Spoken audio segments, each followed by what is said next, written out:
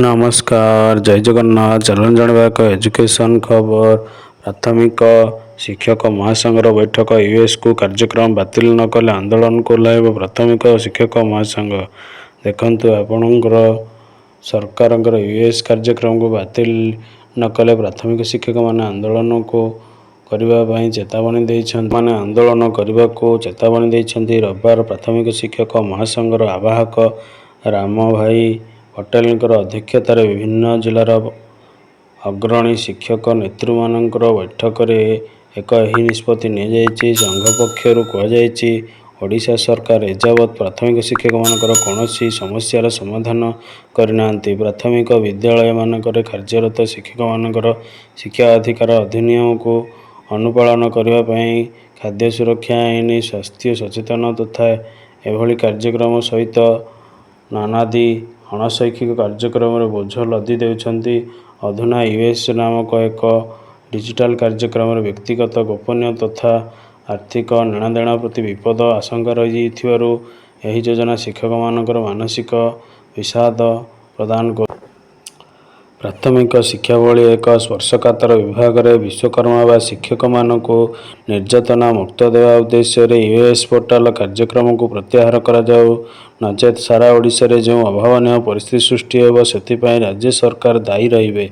बैठक में धनंजय नायक शिशिर खटुआ अजय कुमार धल पद्मलोचन नायक सोमनाथ करोड़ एवं चारुचंद्र बेहेरा आनंद चंद्र पात्र लिंगराज बेहेरा अमीय रंजन साहू वासुदेव पटेल प्रवीण कुमार दास भीमसन परिड़ा उत्तम कुमार दास प्रमोद प्रशांत साहू प्रियंबद आचार्य महेश्वर प्रधान रघुनाथ पुरी एभली जामिनी कांत पंडा प्रमुख उपस्थित थिले।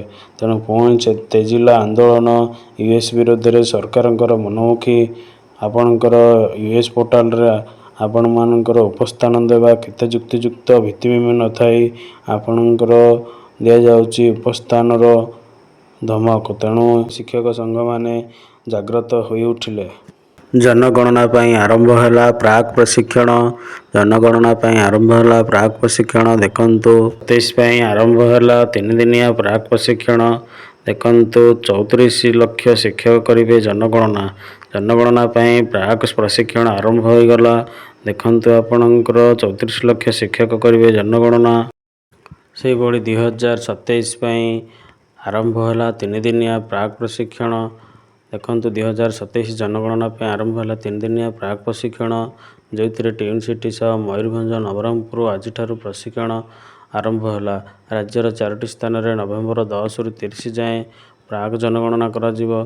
सर्वभारतीय स्तर में 34 लक्ष शिक्षक करेंगे जनगणना। एथर पेपर नुहे मोबाइल ऐप रे हेबो जनगणना एथर पेपर नुह आपणकर मोबाइल ऐप रे हेबो जनगणना। तेणु से ऐप गुड़िक डेभलप करा जाउची एवं स्वतंत्र भाव में प्रशिक्षण दिया जिवो। तेणु एथिरे आपण प्रशिक्षण नहीं जनगणना कार्य सरकार को सहयोग से भली देखंतु आपणकर ओडिशा माध्यमिक स्कूल शिक्षक संघ ओष्टा तरफ आपणकर थिरुमाला नायक आईएएस कमिशनर सेक्रेटरी को चिठी लिखिं जे आपणकर implementation of United automation unified automation system attendance for the teachers and students Odisha. तो आपणकर ओडिशा माध्यमिक स्कूल शिक्षक संघ मध्य कहिछि जे स्वागत योग्य पदक्षेप किंतु आपणकर बहुत श्रेणी रे बहुत स्कूल रे उपयुक्त शिक्षक नहांती एवं उपयुक्त कंप्यूटर व्यवस्था नहीं केउठारे इंटरनेट नहीं। तेणु आवश्यक भित्तिभूमि जोगाई दि जाई एवं यही सिस्टम को लागू करिगले बा करागले आपणकर शिक्षक मानकर उपकृत हेबे किंतु अनेक असुविधा सत्वे यही सिस्टम यूएस सिस्टम को लागू करवा एक हास्यास्पद। तेणुक आंदोलनमूलक प्रत्याहार करा जाऊ नहले आगामी दिन में शिक्षक माने आंदोलन करेंगे बोली चेतावनी दि जाइछि। देखंतु कोठी इलेक्ट्रिसिटी नहीं केउठी आपणकर कंप्यूटर नहीं केउठी आपणकर स्कूल रो घर नहीं केउठी आपणकर उपयुक्त पोस्ट नहीं। तेणु यूएस सिस्टम आपणकर व्यवहार करिवो। तेणुकरी ଅନେକ ଶିକ୍ଷକ ଏହାକୁ ବିରୋଧ କରୁଛନ୍ତି ଏବଂ ଶିକ୍ଷକ ମହଲରେ ଏହା ତୀବ୍ର ବିରୋଧ କରାଯାଉଛି କାରଣ ୟୁଏସ୍ ସିଷ୍ଟମ ପାଇଁ ଆବଶ୍ୟକ ଭିତ୍ତିଭୂମି ସହିତ ଶିକ୍ଷକଙ୍କର କୌଣସି ସ୍ୱାର୍ଥ ପାଇଁ ବ୍ୟବହାର ହେଉନାହିଁ ଏବଂ ଶିକ୍ଷକକୁ ନାନା ଚାପଗ୍ରସ୍ତ କରିବାରେ ୟୁଏସ୍ଏ ତେଣୁକରି ଏହାକୁ ବାତିଲ କରାଯାଉ। ତେଣୁ ୟୁଏସ୍କୁ ବାତିଲ କରାଯାଉ ବୋଲି ଶିକ୍ଷକ ସଂଘମାନଙ୍କ ତରଫରୁ ଅପିଲ କରାଗଲାଣି। ତେଣୁ ଖୁବ୍ ଶୀଘ୍ର ଏହାକୁ ନେଇ ବାତିଲ ନ କଲେ ଆନ୍ଦୋଳନ ତୀବ୍ର ହେବ ବୋଲି ଚେତାବନୀ ଦିଆଯାଇଛି ଶିକ୍ଷକ ସଂଘ ତରଫରୁ।